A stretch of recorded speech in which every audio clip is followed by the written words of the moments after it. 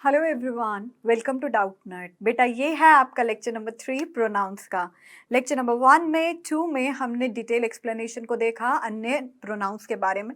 Lecture number 3 में हम और भी प्रोनाउंस के बारे में समझेंगे। ठीक है, तो आज के सेशन को हम स्टार्ट करते हैं और चलिए देख लेते हैं आज का इंडेक्स। इंडेक्स में आपको टाइप्स ऑफ प्रोनाउन मिलेंगे। पार्ट 3 है, मतलब 4 प्रकार के प्रोनाउन अभी पढ़े हैं। ठीक है, vocabulary knowledge test 1 minute revision के साथ हम इस लेक्चर को वाइंड अप कर देंगे। बहुत छोटा सा टॉपिक है, लेकिन हाँ इसमें बहुत ही ज़्यादा दिमाग लगाने वाला टॉपिक है, तो हम ध्यान से ही पढ़ते हैं। ठीक है, तो टाइप ऑफ प्रोनाउन में देखिए कि personal, possessive, reflexive, reciprocal, relative, empathic, demonstrative, यहाँ तक हम ये कह सकते हैं कि हमने सारे प्रोनाउंस को कर लिया है। और यहाँ के जो प्रोनाउन हैं वो हमारे बचे हुए हैं। क्या? ये सारे हमारे प्रोनाउन बचे हुए हैं। तो हमने अभी तक पर्सनल प्रोनाउन कर लिया, जिसे हम व्यक्तिवाचक सर्वनाम कहते थे। उसी में जब हमने पोजेसिव केस देखा तो उन्होंने अगले प्रकार का पोजेसिव प्रोनाउन भी बनाया हुआ था। फिर हमने देखा था थर्ड हमारा रिफ्लेक्सिव प्रोनाउन को। रिफ्लेक्सिव प्रोनाउन में देखा जब हम कभी हम ये कहें कि पोजेसिव केस में अगर फर्स्ट पर्सन है और अगर हम कहें ऑब्जेक्टिव वाले वर्ड्स जो थर्ड पर्सन है, ठीक है, पहला व्यक्ति दूसरे व्यक्ति के पोजेसिव वर्ड के आगे हमें सेल्फ लगाना है, या सेल्फ सिंगुलर या प्लूरल के हिसाब से, और थर्ड व्यक्ति है तो हमें क्या करना है, ऑब्जेक्टिव केस के ऑब्जेक्टिव वर्ड होता है ना, उसके आगे सेल्फ या सेल्फ लगाना है। फिर हमने कहा था कि भाई क्या होता है कि एम्फेटिक प्रोनाउंस होते हैं। एम्फेटिक प्रोनाउन का मतलब क्या होता है, जब हम किसी चीज़ पर जोर देते हैं। देखिए मैंने कहा आई हर्ट माई सेल्फ, तो ये हमारा रिफ्लेक्सिव हुआ। मैंने कहा I myself done this work, मैंने खुद ही ये काम किया है, मैंने अपने आप पर जोर दिया, तो it is called as emphatic pronoun. ठीक है, उसके बाद हमने बेटा जी करा था क्या, हमने रेसिप्रोकल प्रोनाउन को। रेसिप्रोकल प्रोनाउन में हमने देखा कि ईच अदर और वन अनदर में डिफरेंस। ईच अदर मतलब क्या होता है कि जब दो व्यक्ति हो उनके बीच में। वन अनदर क्या होता है, जब बहुत ज़्यादा लोग हो उनके बीच में। तो ईच अदर का प्रयोग हम कब करते हैं, जब दो लोगों के बारे में बात करते हैं, जैसे कि वह दोनों साथ रहते थे, तो यहाँ पर वह दोनों, हम सब, हम ये कह सकते हैं हम 5 लड़के एक फैक्ट्री में काम करते थे, तो हम यहाँ पर वन अनदर का प्रयोग करेंगे। क्लियर है आपको यहाँ तक? रेसिप्रोकल प्रोनाउन तक हमने बहुत ज़्यादा डिस्कशन करी थी। फिर हम रिलेटिव प्रोनाउन पर आए थे। मैंने आपको कहा था इसे कंजंक्टिव पर्सनल प्रोनाउंस भी कहा जाता है। मतलब क्या हुआ, कंजंक्शन एक ऐसे शब्द होते हैं जो दो शब्दों को जोड़ते हैं। रिलेटिव प्रोनाउन का मतलब क्या होता है, ये दो विचारों को जोड़ता है और एक विचार दूसरे विचार पर संबंधित होता है। इट मीन्स कि अगर आपने कोई कार्य किया है तो दूसरा होना अब हम ये कह सकते हैं कि ज़रूरी है। ठीक है, अगर ये कार्य किया है और अगर ये कार्य नहीं किया, उसका जो वर्ड है तो वो रिलेटिव नहीं माना जाएगा। मैं खाना खा रहा था जब आप आए थे, आप जब आए थे तब मैं खाना खा रहा था, मैं खाना खा रहा था, दो विचार, लेकिन ये विचार जो है वो जब आप आए थे तो उस पर निर्भर है। ठीक है, तो यहाँ तक हमने क्या कर लिया था, यहाँ तक हमने रिलेटिव प्रोनाउंस को भी कर लिया था। अब चलिए अब हम देखते हैं डेमोन्स्ट्रेटिव प्रोनाउन पर। डेमोन्स्ट्रेटिव प्रोनाउन का मतलब क्या होता है, संकेतवाचक सर्वनाम। क्या होता है बेटा, संकेतवाचक सर्वनाम। डेमोन्स्ट्रेटिव प्रोनाउन मतलब संकेतवाचक सर्वनाम। देखिए डेफिनेशन इन हिंदी, जिस प्रोनाउन का प्रयोग वस्तुओं या व्यक्तियों को सूचित, इंगित या निर्देशित करने के लिए किया जाता है, उसे हम डेमोन्स्ट्रेटिव प्रोनाउन कहते हैं। मतलब क्या हुआ, डेमोन्स्ट्रेटिव प्रोनाउन का मतलब होता है जब हम किसी को आज्ञा दे रहे हैं या किसी को निर्देश दे रहे हैं, गाइडलाइंस दे रहे हैं, when we use such words then it is called as demonstrative pronoun. Demonstrative pronoun एक ऐसा शब्द है जब हम किसी को, व्यक्ति को कुछ बता रहे हैं या किसी वस्तु को प्रयोग के बारे में बता रहे हैं, उसे ज्ञात करा रहे हैं, भाई इस प्रोडक्ट को ऐसे यूज करना चाहिए, तो हम डेमोन्स्ट्रेटिव प्रोनाउन का यूज करते हैं। अब हम इसके एग्जांपल्स देखेंगे तो आपको समझ में आएगा। एक बार अंग्रेजी में पढ़ लेते हैं इस चीज को। A demonstrative pronoun is a pronoun that is used two point out the something specific with in a sentence. मतलब कि किसी, अब हम ये करें, कोई सेंटेंस है, उसमें कोई स्पेसिफिक चीज को पॉइंट आउट करना है, मतलब कि कोई चीज को हाईलाइट करना है, अंकित कराना है या आपको ज्ञात कराना है, तो हम थोड़ा फोकस करके बोलेंगे। तो वो पूरे सेंटेंस में वो शब्द जो आपको ज्ञात कराना चाहता है कुछ, उसे हम डेमोन्स्ट्रेटिव प्रोनाउन कहते हैं। जैसे कि these pronoun can be indicated in term of space time and they can be either singular और प्लूरल। तो ये जो प्रोनाउन होते हैं ये एक वचन भी हो सकते हैं, बहुवचन भी हो सकते हैं, ये किसी जगह के बारे में बता सकते हैं, ये किसी समय के बारे में बता सकते हैं, जगह के बारे में बता सकते हैं, समय के बारे में बता सकते हैं। ठीक है, तो देखिए the demonstrative pronoun are this, that, these and those. बेटा मैंने आपको पहले लेक्चर में दिस और दैट और दीज और दोज का प्रयोग बताया था। जैसे मैंने आपको कहा this is my pen, this is my pen, तो यहां पर दिस क्या है, ये सिंगुलर हुआ। ठीक है, दिस क्या है, सिंगुलर हुआ, सिंगुलर। ठीक है, और ये क्या है, सिंगुलर, और ये क्या है, प्लूरल। एक बार आप ये चार्ट देख लीजिए दोबारा। ठीक है, अब दिस क्या है, जब हमारी कोई जगह पास में है, क्या है, पास में, मैंने कहा दिस इज माई पेन। अब एक यही पेन टेबल पे दूर पड़ा है तो मैंने कहा दैट इज माई पेन। क्या बोलूंगी, दैट इज माई पेन, क्यों, टेबल पर दूर एक पेन पड़ा है। तो दिस मतलब पास में, दैट मतलब दूर। ठीक है, तो यहां पर दैट लिख देती हूं मैं। अब दिस मतलब पास में। अगर मैं कहूं this is my lemon, these are my lemon, कुछ अटका, दीज बोला मैंने। सुनिए, मैंने कहा दिस इज माई पेन, ये मेरा पेन है। ठीक है, दैट इज माई पेन, वो मेरा पेन है, ये मेरा पेन है, यह मेरा पेन है, वे मेरा पेन है, या वह मेरा पेन है। ठीक है, अब मैंने आपको दिस, दैट, दीज, दोज, अब सुनो, मैंने कहा दीज आर माई पेन, ये पास में है और एक से अधिक पेन है तो मैं कहूंगी दीज आर माई पेन। अगर यही पेन आपके पास है, बहुत दूर है, तो मैंने कहा दोज आर माई पेन। क्यों, एक से अधिक है, क्यों, एक से अधिक है। जब पास में है चीज तो दिस या दीज, दूर है कोई चीज तो दैट या दोस। समझे, तो यही जो चार शब्द है ना, इसे ग्रामेटिकली हम डेमोन्स्ट्रेटिव प्रोनाउंस कहते हैं। क्या कहते हैं, डेमोन्स्ट्रेटिव प्रोनाउन। ठीक है, अब देखिए जैसे कि इज दैट योर्स, कि क्या ये है, वे आपका है, इज दैट योर, अब दैट मतलब वे या वह है। ठीक है, और पास मतलब ये या यह है। ठीक है, यह है एक वचन, ये बहुवचन, वे बहुवचन, वह एक वचन। तो इज दैट योर्स, क्या ये जो कोई भी चीज हो सकती है, मैंने आपको कहा कि क्या वे है, क्या वे आपकी है, क्या वे आपका है। ठीक है, ईट दी इज, क्या वह है आपका है। अब ईट दीज टुनाइट, तो दीज मतलब पास में, तो मैं ना बहुत ज्यादा चॉकलेट्स लेके आई हूँ।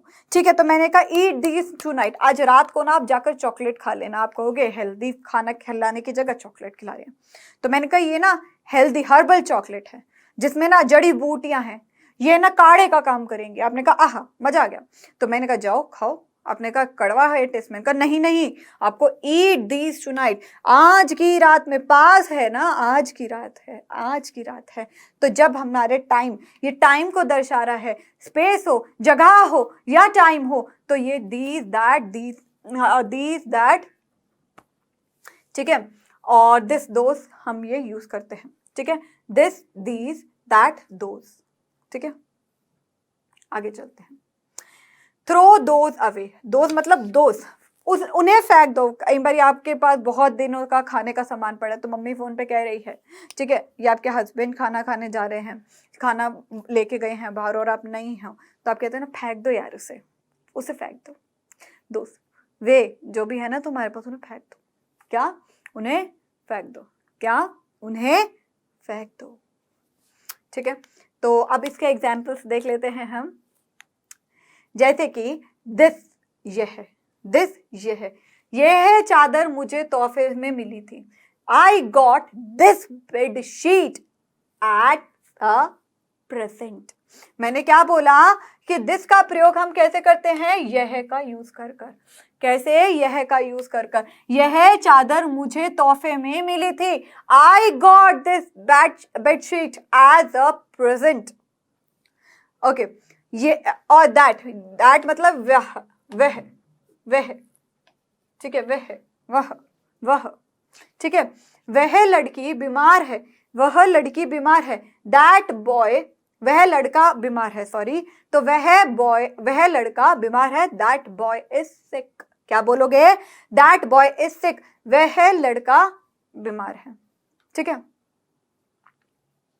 ओके, ये मतलब कि दिस का प्लूरल, यह का ये, ठीक है, यह, ठीक है। दीज, ये मकान बहुत पुराने, अरे हम कहीं गए, हमने बोला ये मकान बहुत पुराने, मकान क्या है? प्लूरल, तो ये को क्या बोलोगे? These houses are quite old, कुछ पुराने हैं, काफी मतलब क्वाइट, बहुत, कुछ, ठीक है। यहाँ पर क्वाइट नहीं लिख रखा, ये चुप होता है, ठीक है। तो these houses are quite old, these houses are quite old, ठीक है। वे, क्या? वे मतलब दोज, वे मतलब दोस्त, वह का प्लूरल, तो वे किताबें साधना की हैं, वह किताबें साधना की हैं, मतलब कि दूर की जगह है। जो मैंने कहा फोन पे, अरे दोज आर साधना बुक्स, हाथ मत लगाना उसको गंदे, गीता है, रामायण है, साधना की किताबें हैं, तो रिलीजियस बुक्स हैं, तो उन्हें हाथ मत लगाइएगा गंदे, ठीक है। तो वे किताबें साधना की हैं, दोज आर साधनास बुक। यहाँ मतलब हियर, यहाँ मतलब हियर। तुम यहाँ कैसे आए? तुम यहाँ कैसे आए? मैंने कहा how did you get here. तो यहाँ पर हमने 4 डेमोन्स्ट्रेटिव प्रोनाउन देखे थे, दिस, दैट, दीज, दोज। बाकी के अन्य डेमोन्स्ट्रेटिव प्रोनाउन मैं आपको चार्ट के द्वारा करा रही हूँ, ठीक है। तो ये मत कहिएगा कि ये 4 मेन प्रकार के होते हैं जो हमारे बोलने के ज्यादा काम आते हैं, बट मैं आपको और भी वाकिफ कराऊंगी डेमोन्स्ट्रेटिव प्रोनाउन से, तो ध्यान से पूरे चार्ट को सुनना है, ठीक है। तो एक होता है यहाँ या हेयर, तुम यहाँ कैसे आए? तुम यहाँ कैसे आए? How did you get here, here मतलब यहाँ, यह का यहाँ, हेयर, दिस का हेयर, यहाँ, इधर, मतलब कि क्या हुआ? हेयर। और डेमोन्स्ट्रेटिव प्रोनाउन देखिए, देयर, सच, द सेम, तो ये द सेम भी मतलब वही डेमोन्स्ट्रेटिव प्रोनाउन होता है। अब ऐसा, ऐसी मतलब सच, और वहां मतलब देयर। तो देखिए, जाओ और वहां सोफे पर बैठ जाओ, जाओ और वहां सोफे पर बैठ जाओ, go and sit on the sofa there, go and sit on the sofa there. सच, मुझे ऐसी फिल्में पसंद नहीं हैं, मुझे ऐसी फिल्में पसंद नहीं हैं, I don't like such movies. तो ऐसी नहीं, ये भी क्या है? डेमोन्स्ट्रेटिव प्रोनाउन, ऐसी मतलब सच, ठीक है। और ये वही बच्चे हैं जिसके बारे में मैंने तुम्हें बताया था, ये वही बच्चे हैं, वही को हमने क्या बोला? द सेम, ठीक है। The same girl I told you about, ये वही बच्ची है जिसे मैंने तुम्हें बताया, ये वही बच्ची है, the same girl I told you about. Clear? अब आगे चलते हैं। यहां पर आता है इंटरोगेटिव प्रोनाउन। इंटरोगेटिव प्रोनाउंस भी बहुत इंपॉर्टेंट हैं, जिसे हम प्रश्नवाचक सर्वनाम कहते हैं, मतलब कि एक ऐसे शब्द जो प्रश्नों का फॉर्म बनाते हैं और वो प्रोनाउन होते हैं। इंटरोगेटिव डेफिनेशन देखिए, प्रोनाउन का प्रयोग प्रश्न करने के लिए किया जाता है, उसे इंटरोगेटिव प्रोनाउन कहा जाता है। तो एग्जाम्पल देखिए, व्हाट इज योर फादर, तुम्हारे पिता क्या हैं? व्हाट इज योर फादर मतलब तुम्हारे पिता क्या हैं। तो यहाँ पर व्हाट क्या है? क्या है, ठीक है। तो ये हमारा प्रोनाउन है। मैम यहाँ पे दिक्कत आ रही है, मैं कहा क्या मैम, ये तो WH फैमिली है, तो व्हाट इज योर फादर, तो you have to give it in a yes no form, ये तो नहीं है। तो मैम टेंसेस में तो ये पढ़ा है कि भाई ये अगर ये क्या है, WH वर्ड है, तो WH वर्ड किस पे आ रहा है? संज्ञा के स्थान पर आ रहा है। तो संज्ञा के स्थान पर आया तो उसे हम क्या कहते हैं? प्रोनाउन। तो ये जो शब्द जब नाउन ना दे रखा हो उसके स्थान पर आए तो उसे हम प्रोनाउन, WH वर्ड प्रोनाउन बोलते हैं, सर्वनाम। दैट्स इट, ज्यादा नहीं सोचने का, ठीक है। हु आर यू, तुम कौन हो, यहाँ पर क्या है? संज्ञा है नहीं। हु यहाँ पर क्या है, प्रोनाउन। क्यों मैम, ये तो WH वर्ड है, मैंने कहा नाउन के स्थान पर आ गया तो it will be consider as interrogative pronouns, it will be consider as interrogative pronoun.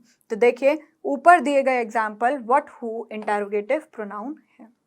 अब इसको थोड़ा सा डेप्थ में करते हैं, हमने थोड़ा सा एग्जाम्पल देखे हैं, ये बहुत है, आपको दिख रहा है कि मैं चार्ट के माध्यम से जितने हो सकेंगे उतने वर्ड्स को मैं आपको मीनिंग्स भी बता दूंगी और कराने की कोशिश भी करूंगी, ठीक है, जितने हो सके, बिकॉज WH फैमिली आपको पता ही है, आपने टेंसेस पढ़ा है कि कितने वर्ड्स होते हैं, है ना। तो वो वर्ड जब नाउन के स्थान पर आ गए तो उसे हम इंटरोगेटिव प्रोनाउंस बोलते हैं। क्यों? क्योंकि वो नाउन की जगह पर आ गए हैं तो हम उसे इंटरोगेटिव प्रोनाउन कहते हैं। तो आई विल ट्राई कि मैं आपको बहुत ही डेप्थ में पढ़ा सकूँ इस चीज़ को। चलिए देखते हैं। तो व्हाट मतलब क्या, व्हाट मतलब क्या, ठीक है। तुम दोपहर में क्या खाओगे, तुम दोपहर में क्या खाओगे, तुम दोपहर में क्या खाओगे। तो what will you have for lunch, what will you have for lunch, what will you have, दोपहर के खाना, फ्यूचर टेंस, व्हाट का यूज हुआ जब क्या का प्रयोग हुआ, और यह इसने जगह ले ली प्रोनाउन की। कैसे? उसने नाउन के स्थान पर आ गया, तो ये अगर नाउन के स्थान पर आ गया तो ये क्या है, प्रोनाउन, ठीक है। तो what will you have for lunch. आगे देखिए, क्यों, क्यों मतलब वाई, क्यों मतलब वाई। अर्जुन क्यों रो रहा है, अर्जुन क्यों रो रहा है, वाई इज अर्जुन क्राइंग। तो यहाँ पर जो अर्जुन है ना बेटा जी, ये हमारा ऑब्जेक्ट है, वो भी इनडायरेक्ट, ठीक है। तो वाई इज अर्जुन क्राइंग, तो यहाँ पर जो वाई है ये डेमोन्स्ट्रेटिव प्रोनाउन है, ठीक है। कौन सा या सी, मतलब कि कौन सा या सी, ठीक है। तो इसे हम बोलते हैं अंग्रेजी में विच का प्रयोग करके। जैसे एग्जाम्पल देखिए, उसको कौन सा रंग पसंद है, उसको कौन सा रंग पसंद है, कौन सा या कौन सी किताब पसंद है। तो जब हमने यहाँ पर यूज किया which is her favourite colour, तो विच यहाँ पर क्या है, demonstrative pronoun, which is her favourite colour, ठीक है। कौन, कौन मतलब हु, कौन मतलब हु, कौन मतलब हु, ठीक है। हु, दरवाजे पर कौन था, मैंने कहा दरवाजे पर कौन था, तो who was on the door. कौन था मतलब दरवाजे पर कौन था, तो यहाँ पर हु जब यूज हुआ तो ये हमारा डेमोन्स्ट्रेटिव प्रोनाउन हो गया, ये हमारा डेमोन्स्ट्रेटिव प्रोनाउन हो गया, ठीक है। आगे देख लेते हैं, किसे या किसको, किसे या किसको, किसे या किसको, किसे, ठीक है। तो तब हम यूज करते हैं whom का। जैसे कि मैंने आपको कहा तुम किससे ज्यादा प्यार करते हो, किससे ज्यादा प्यार करते हो या तुम किसे प्यार करते हो, तो whom do you love more, whom किससे, ठीक है। who do you love more, तो ये तो आप किससे प्यार करते हो, तो यहाँ पर क्या बोलोगे, whom do you love more, तो आप तुम किससे ज्यादा प्यार करते हो, whom do you love more, ठीक है। अब whose का प्रयोग देख लेते हैं, किसका या किसकी, उसे हम बोलते हैं whose का प्रयोग करना, ठीक है। तो देखो, यह कलम किसकी है, क्या बोल रही हूं मैं, यह कलम किसकी है, तो whose pen is this, क्या प्रयोग किया, किसका या किसकी, तो ये कलम किसकी है, ये कलम किसकी है, whose pen is this, तो यहाँ पर जब हमने यूज किया whose pen is this, तो ये प्रोनाउन का प्रयोग हुआ।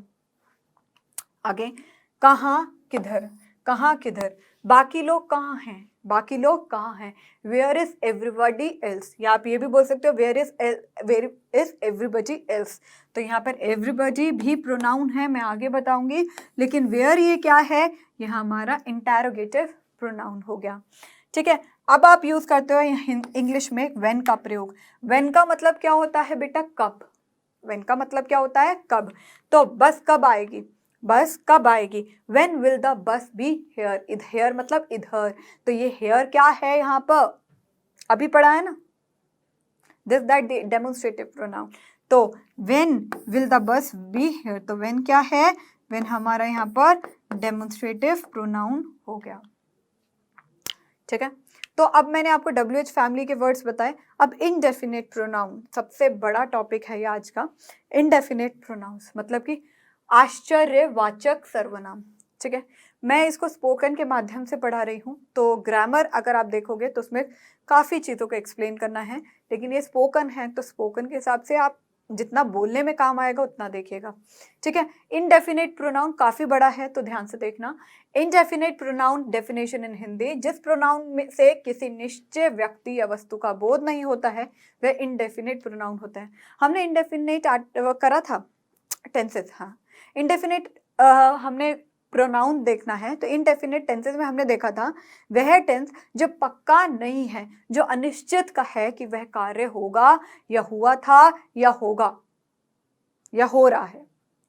तो हमें इनडेफिनेट से पता ही है कि जो कोई भी कार्य है वो पक्का नहीं है। जब वह हम ये कहें प्रोनाउन जब उस काल के साथ यूज होगा तो उस प्रोनाउन को भी हम इनडेफिनेट प्रोनाउन ही बोलेंगे, ठीक है। तो देखिए example, anybody can beat him, कोई भी इसे मार सकता है, पक्का है, कोई भी इसे मार सकता है, कोई ना मार पाए फिर। तो एनीबडी यहाँ पर क्या है, यहाँ पर हमारा इनडेफिनेट प्रोनाउन हो गया। नन कैन डू दिस, कोई भी नहीं कर सकता, कोई भी नहीं कर सकता, कोई भी नहीं कर सकता।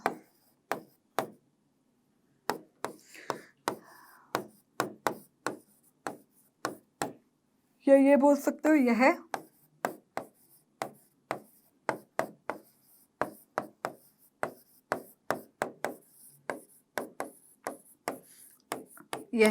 कोई भी नहीं कर सकता। तो दोनों में से आप कुछ भी बोलोगे तो एग्जाम्पल तो एक ही है।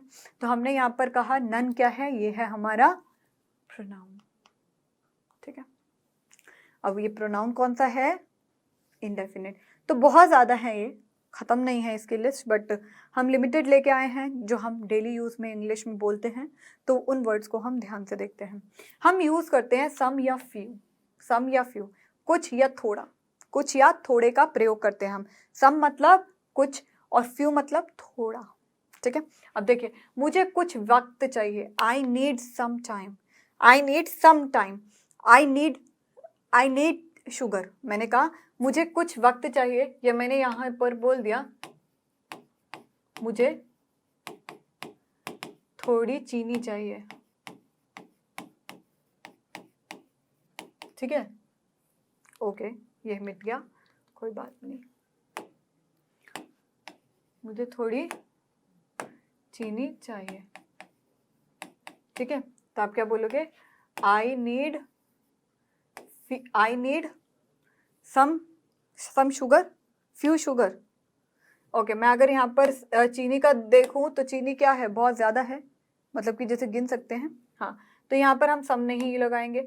अगर मैं यहाँ पर चीनी का प्रयोग कर दूं, अगर मैं यहाँ पर चीनी का प्रयोग कर दूं तो यहाँ पर सम ही आएगा, क्योंकि हमने कुछ सम। आई नीड फ्यू एप्पल्स, अगर मैं कहूँ मुझे थोड़े एप्पल चाहिए, मतलब कि क्या बोला मैंने आपको, मुझे थोड़े सेब चाहिए, तो मैंने कहा आई नीड फ्यू एप्पल्स। सम भी यूज लगा सकते हो, ये नहीं है कि टोटल ट्रांसलेशन ही करनी है।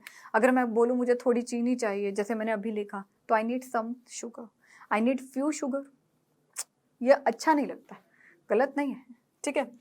कोई मतलब एनी, कोई मतलब एनी, उसके पास कोई और ड्रेस नहीं है, ठीक है। शी डजेंट हैव एनी मतलब कोई, और एनी मतलब कोई, तो उसके पास और कोई ड्रेस नहीं है। आगे ऑल मतलब सभी या सारे, ऑल मतलब सभी या सारे। मेरे भतीजे को सारे गुब्बारे चाहिए, मतलब कि माय नेफ्यू मतलब भतीजा, वर्ड एक नया मिला, वांटेड ऑल द बैलून्स, तो वांटेड ऑल द बलून्स, तो ऑल मतलब सारे। तो ये जो सारे हैं ये भी क्या है, इनडेफिनेट, पक्का नहीं है कि सारे चाहिए नहीं चाहिए, है ना। कई मतलब मेनी, बहुत, पक्का नहीं, अनिश्चित है। रवि को उसके जन्मदिन पर कई तोहफे मिले, मतलब कि Ravi got so many presents on his birthday, many, तो पक्का थोड़ी है कि कितने मिले हैं, कभी सेम ही मिले हों, कभी हर एक में एक एक चॉकलेट हो, ठीक है। तो आगे देखिए, हर कोई मतलब होता है एवरीबॉडी, हर कोई खुश रहना चाहता है, everybody wants to be happy, हर कोई को हम बोलते हैं एवरीबॉडी, हर कोई को हम क्या बोलते हैं, एवरीबॉडी, ठीक है। एवरीवन मतलब हर किसी को बोलते हैं, हर कोई, एवरीबॉडी, एवरीवन हर किसी को, हर किसी को ने उसे गाने की तारीफ करी। एवरीवन प्रेज्ड हर सिंगिंग। मैम हर कोई या हर किसी में चेंजेस हैं? नहीं होते हैं। जनरली हम एवरीबडी और एवरीवन को चेंज नहीं करते हैं, राइट। लेकिन अब आपको समझ में आया कि हम क्या करेंगे। एवरीबडी मतलब हर कोई। Everybody wants to be happy, everyone wants to be happy. हर किसी को खुश रहना है, बात अलग ही है।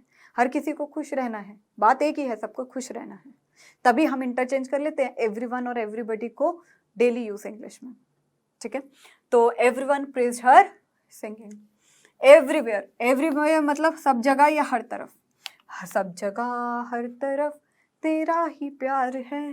तो एवरीवेयर मतलब सब जगह या हर तरफ, ठीक है। आजकल सब जगह प्रदूषण बढ़ रहा है। ओहो, आजकल सब जगह प्रदूषण बढ़ रहा है। तो आप क्या बोलोगे? Now days. नाउ डेज मतलब आजकल एक नया शब्द मिला। द पोल्यूशन मतलब कि प्रदूषण। लेवल्स आर राइजिंग बढ़ना। एवरीवेयर या एवरीवेयर हर तरफ हर जगह प्रदूषण बढ़ रहा है। तो प्रदूषण को पॉल्यूशन कहा आजकल को, नाउ डेज, ठीक है।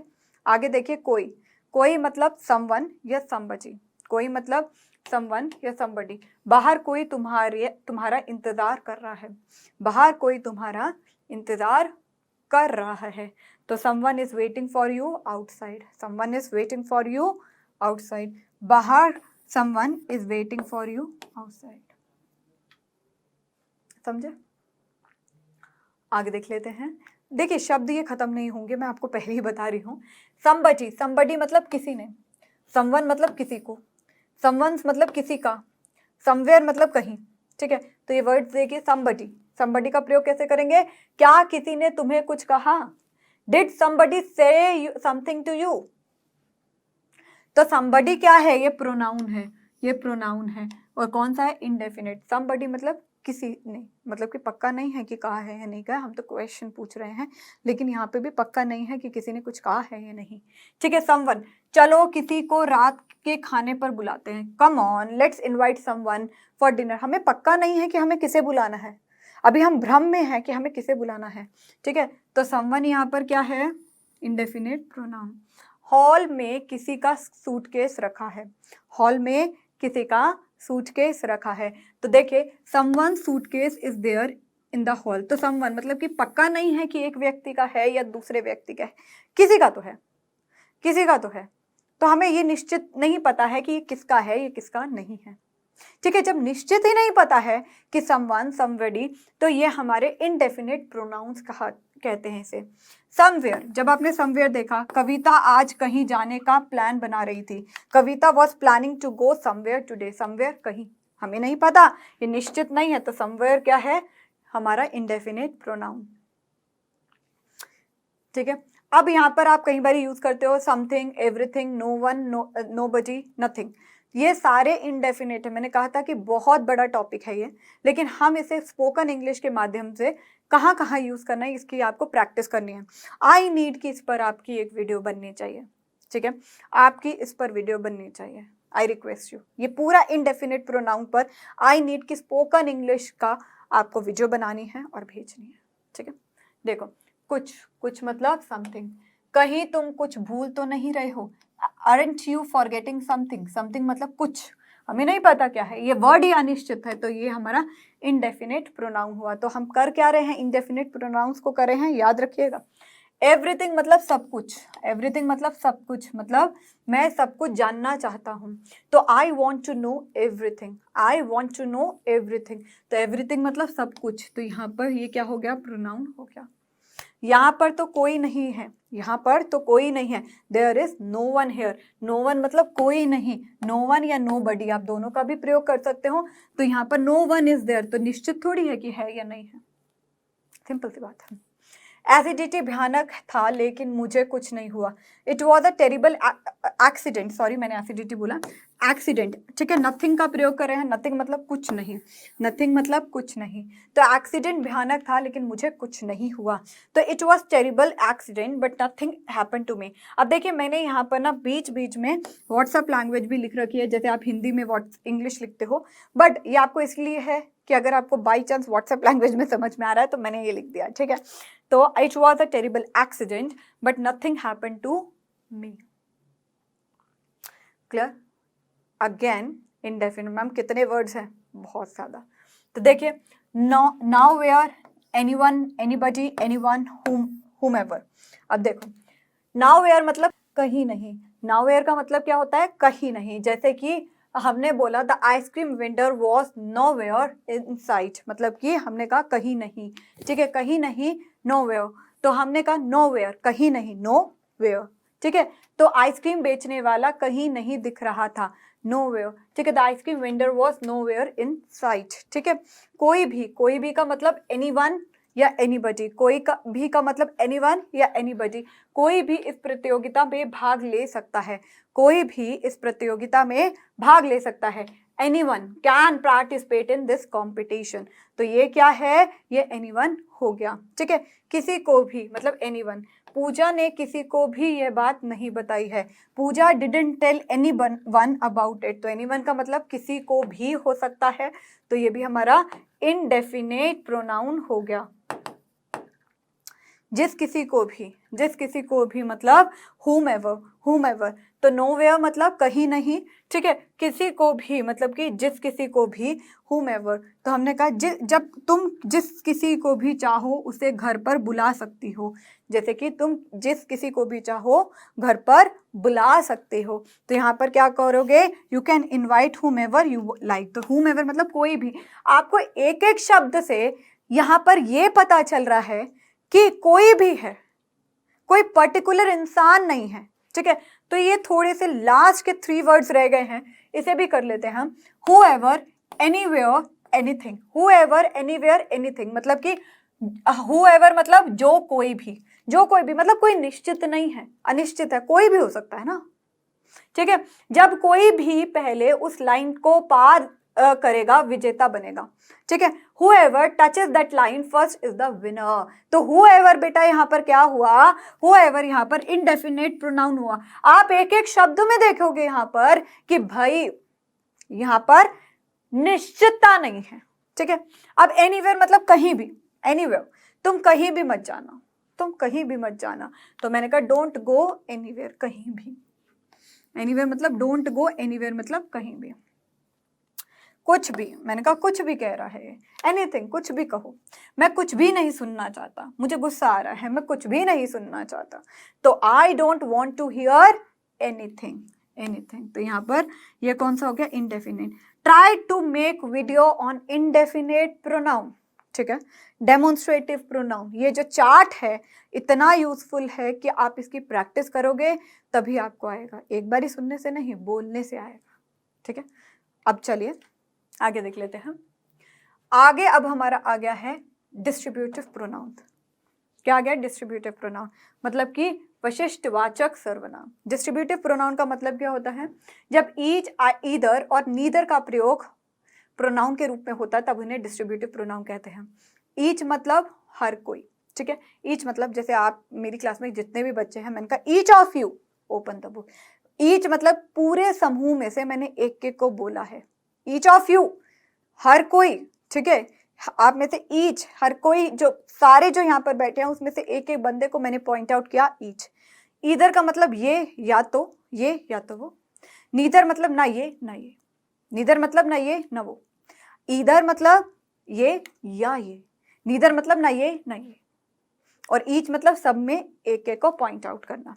Each of the boy is intelligent, मैंने कहा मेरी क्लास में जितने भी लड़के हैं सबके सब, एक एक बच्चा इंटेलिजेंट है, सब लड़के। Neither of the two boys was absent, दोनों में से कोई भी लड़का क्लास के लिए एब्सेंट नहीं हुआ, मैं तो बड़ी खुश हुई सुनकर। तो ईच, नीदर, ये क्या है? डिस्ट्रीब्यूटिव प्रोनाउंस हैं, ठीक है। अब इनको एक बारी चार्ट के माध्यम से भी कर लेते हैं। ईच मतलब क्या होता है? हर एक या प्रत्येक। ईच मतलब हर एक या प्रत्येक, ठीक है। प्रत्येक खिलाड़ी को एक नई टी शर्ट मिलेगी, प्रत्येक खिलाड़ी को एक नई टी शर्ट मिलेगी। Each player will get a new T shirt, ठीक है। प्रत्येक मतलब एक एक खिलाड़ी को या एक एक स्टूडेंट को न्यू टी शर्ट मिलेगी, तो ईच यहाँ पर एक एक को दर्शाता है। ईदर और मतलब ईदर और, या तो या फिर, ठीक है।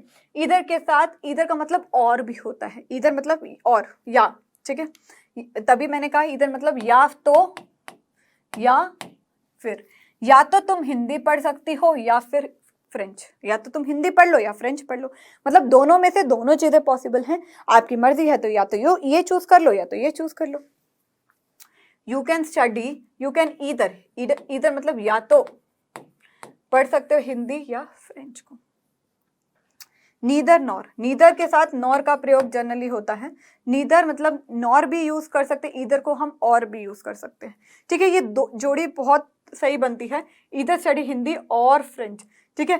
तो ईदर के साथ और लगता है, नीदर के साथ नॉर लगता है। जैसे कि मेरी बीमारी के वक्त ना तो मेरी माँ पास थी ना ही मेरे पिता, तो neither my brother nor father were around when I was sick, ठीक है। अब आप इसको ये यूज कर सकते हो, when I was sick neither my mother nor father was around, तो ये सिंपल सेंटेंस हो गया। तो मैंने क्या कहा, नीदर मतलब ना तो माय मदर ना मेरे पिता, तो ना तो, नीदर मतलब ना तो के साथ ना लगेगा, ठीक है, या तो के साथ या लगेगा, या तो के साथ य लगेगा, या तो तब भी हमने कहा और या नॉर, या मतलब और या का मतलब नॉर, तो हमेशा ये जोड़ी हमेशा, you can not use either, either you can not use like either, ठीक है, ईदर नॉर नहीं, या तो नहीं, ऐसा नहीं होता है, ठीक है। ईदर मतलब और, ठीक है, ईदर मतलब और, ठीक है, और नीदर के साथ नॉर, क्लियर। अब यहाँ पर neither my mother nor my father were around when I was sick. अब नन में मतलब होता है कोई नहीं, तो हमेशा याद रखना कि नीदर मतलब ना तो, ठीक है, ना, ये दोनों जोड़ी हमेशा रहेगी। ईदर के साथ अगर आप देखोगे सेंटेंस में हमेशा और लगेगा, बस बोलने में ईदर और नीदर या नॉर। तो नन, सभी कमरों में कहीं साफ, कोई साफ नहीं था, सभी कमरों में से कोई भी कमरा साफ नहीं था। None of the rooms were clean, तो हमने कहा नन मतलब कोई भी नहीं, ठीक है। ईच मतलब हर एक, प्रत्येक, ईदर और मतलब या तो या फिर, नीदर नॉर मतलब ना तो, और नन मतलब कोई नहीं। तो ये थे हमारे डेमोन्स्ट्रेटिव प्रोनाउंस, ठीक है, ये क्या थे, डेमोन्स्ट्रेटिव प्रोनाउन। तो मैं आपको एक चीज कहूं कि हमने यहां जो 10 टाइप्स ऑफ प्रोनाउन पढ़े हैं, ये स्पोकन के लिए हैं कि आपको कब क्या वर्ड्स बोलने हैं, ठीक है। Each one another, each, neither nor, either or, वो नन कैसे प्रयोग करना है, what, when, where, whomever, nowhere, यहाँ पर आपने देख लिया। तो यही चीजें स्पोकन में काम आएंगी आपकी, ठीक है।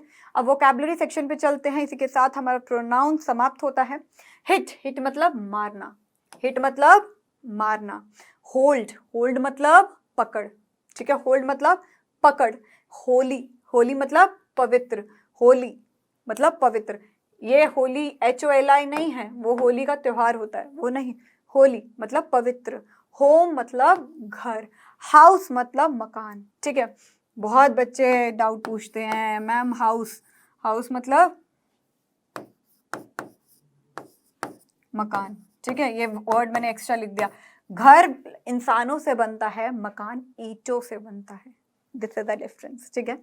हनी मतलब शहद या मधु, मतलब कि मीठा, ठीक है, शहद या मधु।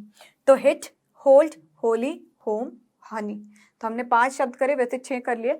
Hit, hold, Holi, home, house, Honey. आगे और 5 शब्द कर लेते हैं।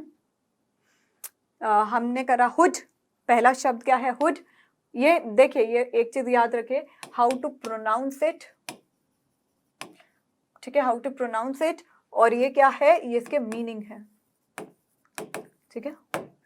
अब चलिए इसको भी कर लेते हैं, ये इसकी प्रोनाउंसिएशन, या हमें कैसे ये प्रोनाउंस करना है, ठीक है, और ये इसका मीनिंग, ठीक है।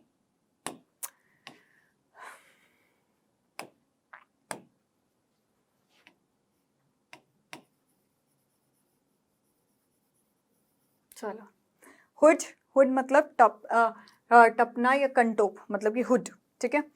हुफ, हुफ मतलब खुर, खुर। हुट, हुट मतलब उल्लू की सी आवाज करना, उल्लू की तरह आवाज करना, ठीक है। होप, होप मतलब आशा या उम्मीद। हर्ट, हर्ट मतलब चोट पहुंचना। हुड, हुफ, हुफ मतलब खुर, ठीक है। हुट मतलब कि उल्लू जैसी आवाज या उल्लू किसी तरह आवाज करना, ठीक है। आगे होप, हर्ट, ओके। अब हम क्विज खेल लेते हैं जितना हमने पढ़ा है। तो क्वेश्चन नंबर 1 आपके क्विज का, what do you mean bye hood? Hood का मतलब क्या है? कंटोप पे गोली मार देना।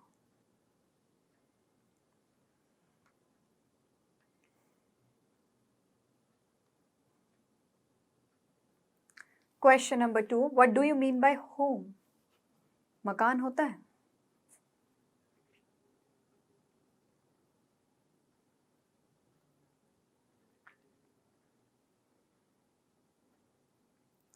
तो होप आपने क्विज को अटेम्प्ट कर लिया है। चलिए सॉल्व कर लेते हैं। हुड मतलब कंटोप, तो A part is the correct option. स्वभाव ये तो सब गलत है। What do you mean by home? Home मतलब चिंता करना? नहीं। परेशान करना? All of the above? नहीं, घर है। तो B part is the correct option. तो 1 मिनट रिविजन कर लें। तो आज हमने बहुत ज्यादा प्रैक्टिस करी डेमोन्स्ट्रेटिव प्रोनाउंस की, ठीक है। डेमोन्स्ट्रेटिव प्रोनाउंस की, ठीक है। हमने दिस, दैट, दीज, दोज का यूज देखा और हेयर का भी यूज देखा, ठीक है। बहुत अन्य शब्दों का हम करते गए, ठीक है। फिर हमने यहाँ पर क्या करा, ठीक है, ये प्रयोग देखा। फिर हमने और चीजें क्या करी, हमने यहाँ पर इनडेफिनिट देखा। भाई साहब, इनडेफिनिट जब पक्का नहीं है, पक्की बात यह है कि इसके शब्द भी पक्के नहीं है। तो इसमें हमने बहुत चीज़ों को करा, जैसे कि नोबडी, नोबडी, एनीबडी, ठीक है, एनीवन, एक्सेट्रा, ठीक है। हमने यहाँ पर डिस्ट्रीब्यूटिव प्रोनाउंस भी देखे। डिस्ट्रीब्यूटिव प्रोनाउंस में आपने जनरली अभी मेरे साथ देखा कि हमने क्या क्या किया है, ठीक है। फिर हमने यहाँ पर ऑल टाइप्स ऑफ प्रोनाउंस करे हैं, रिवाइज्ड। हमने यहाँ पर ऑल रिवाइज करा, तो ये सारे हैं, ठीक है। समराइज कर देते हैं। आज हमने पढ़ा क्या है? आज हमने प्रोनाउंस को पढ़ा है, ठीक है। और इसी के साथ हमारा ये टॉपिक फिनिश्ड हो चुका है, ठीक है। साथ ही साथ हमने एक नॉलेज टेस्ट भी कर लिया, राइट। अपना होमवर्क देख लीजिए बेटा। होमवर्क में मैंने आपको दिए हैं 10 क्वेश्चंस, ठीक है। क्या दिए हैं? 10 क्वेश्चंस दिए हैं। और इन 10 क्वेश्चंस में से आपको क्या करना है, जो अंडरलाइंड है ना, उसके टाइप ऑफ प्रोनाउन बताने हैं। तो ये टॉप 10 क्वेश्चंस है। अगला लेक्चर होगा हमारा एडजेक्टिव पर। एडजेक्टिव को हम ध्यान से पढ़ेंगे स्पोकन इंग्लिश के हिसाब से। चलिए, thank you so much everyone. ध्यान रखिएगा अपना। डाउट नेट पे बने रहिए। Bye bye, take care.